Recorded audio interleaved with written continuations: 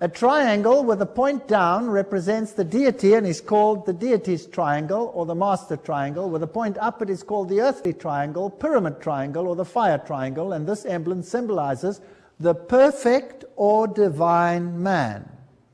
So when a religion uses these triangles, in Kabbalism, they are saying we are divine. So the Star of David is a in-your-face God, we are divine. That's a terrible statement I'm making here tonight. That's a terrible statement. With a point upwards, the equatorial triangle stands for Shiva, the destroyer, and signifies the flame which rises upward from the funeral pyre towards heaven. The symbol is familiar to us, the Masons, in several degrees, notably the 30th degree. Notice the higher degrees get initiated into what is going on. This is Ward, Freemasonry, and the ancient gods. So Shiva is the god who is there represented. We'll come to that in a moment. So when you see a symbol like this, it's not as simple as it sounds. This is Kilbourne Platt, showing that Ohio, historical markers, these states are all dedicated Masonically. The double-headed eagle we've dealt with already. The 32nd degree makes the double-headed eagle its particular emblem, and of course also of the 33rd degree. In this sign we conquer is what it says over here. The Maltese cross, also the crown with the cross in it, are Masonic symbols, and you will find it is the symbol of many churches, particularly Pentecostal churches. Then you have various co-Masonry degrees. For example, this is the symbol used by the Order of the Eastern Star, which is female Freemasonry, which is of course run by male Freemasonry. Freemasonry generally is a white brotherhood, but co-Masonry accommodates females and black people. So to the uninitiate, it seems as if the white race is supreme. Once you get to the higher initiates, there is a different story, and Nimrod was worshipped as black or white. There is chaos created between the races, so you have the Ku Klux Klan, which is anti-black, and you have organizations which are equally anti-white. This is called dialectic thinking. Remember the Hegelian principle? You create friction between the races so that you can have synthesis in the end and bring about a new world order. So in order to unite the races, the best thing to do is to create chaos amongst the races until the pain of separation exceeds the pain of unity. You understand the Hegelian dialectic thinking? It's brilliant. It's sick, but it's brilliant.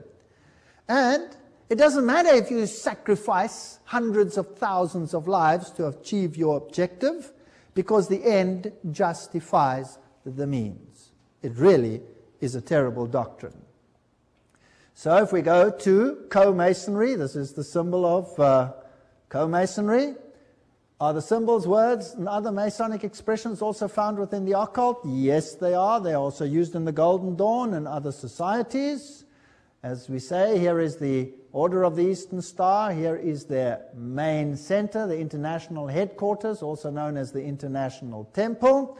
That is where it is, in Washington, D.C. And this is Prince Hall Freemasonry. This is black Freemasonry. And very often the Masons themselves do not know about all these sub-organizations.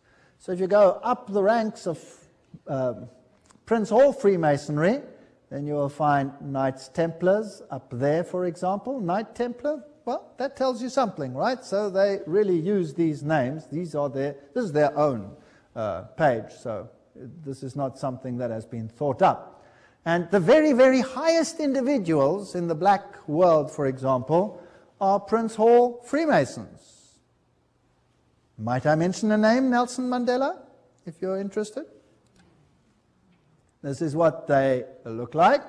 So there's no such thing as it just being a white brotherhood, although each one of the groups is individually often non-informed. This is the levels. These are the levels in Freemasonry, and we can fill them in. The actual levels vary according to the source. This one here is as it was revealed by Ayn Rand, who was the girlfriend of Philip Rothschild. She committed suicide. Humanism is the lowest level. Masons, no aprons. The YMCA, the whole Scout movement out there, etc., forms part of Masonic organizations. Rotary, the Lions, the Oddfellows, well, you have them right next door.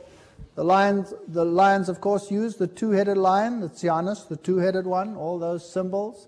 And these are all good organizations that appear to do very good things. Blue Masons, that's John's Masons. There you have the name John again. Get very nervous when you hear it. York Rite, Scottish Rite, Communism, B'nai B'rith, Jewish Masonry, Council of 500, Council of 33, Council of 500, also known as the Bilderbergers, if you like, the Council of 13. And at the highest level, we saw that the papacy is involved because the Jesuits control all of them, every single level.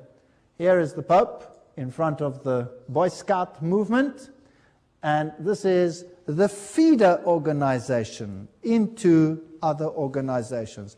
And none of them know anything about it, so don't accuse them, but have a look at some of their symbolism and see if you find the Masonic symbolism there. You'll find it.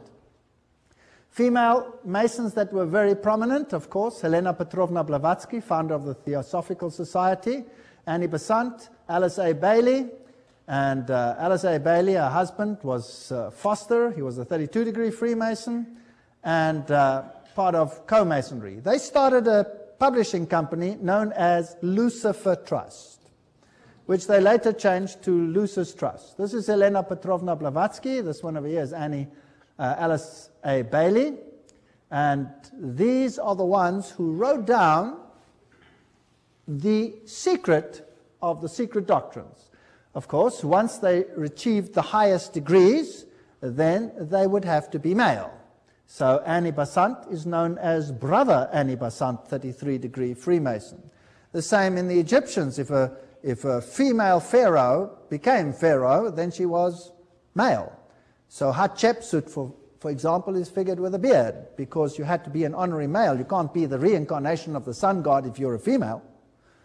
So Co-Masonry, Annie Besant, and all these high Masons, Alice A. Bailey, High Priestess of the New Age movement, received messages from a Tibetan known as Dwal Kul. On her writings, you will find, of course, the Masonic symbols. And these are her writings. And, of course, Blavatsky is the one who wrote Isis Unveiled, Secret Doctrine, and all of these mystic Masonic books, which are virtually impossible to get hold of, although these